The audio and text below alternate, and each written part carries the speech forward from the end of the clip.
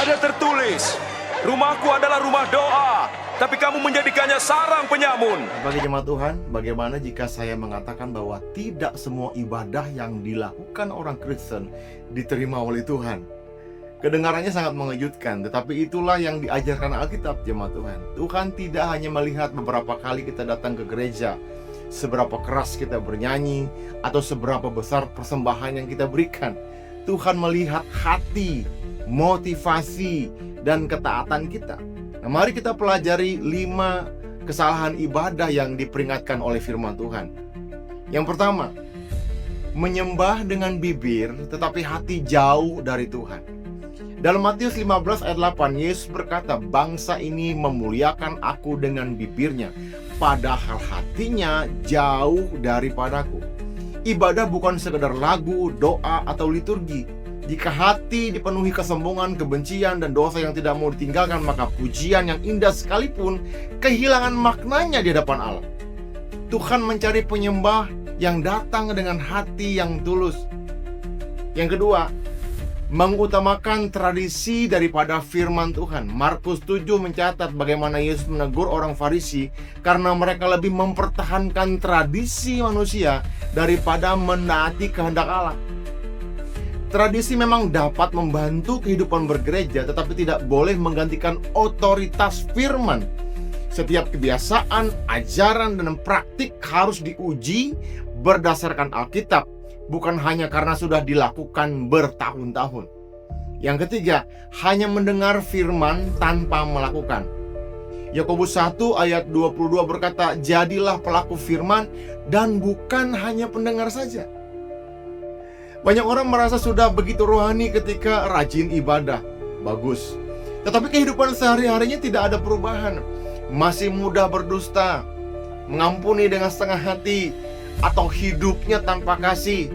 Ibadah sejati selalu menghasilkan perubahan karakter dalam hidup. Firman Tuhan bukan hanya untuk didengar, tetapi juga untuk ditaati. Yang keempat, memberi persembahan tetapi tidak taat kepada firman Tuhan. Dalam 1 Samuel 15 ayat 22, Nabi Samuel berkata kepada Saul, sesungguhnya mendengarkan lebih baik daripada korban sembelihan. Tuhan tidak dapat disenangkan hanya dengan persembahan atau pelayanan jika hidup kita menolak kehendaknya. Ketaatan selalu lebih berharga daripada ritual keagamaan.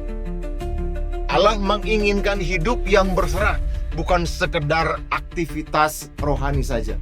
Yang kelima, menjadikan ibadah sebagai sarana kepentingan pribadi.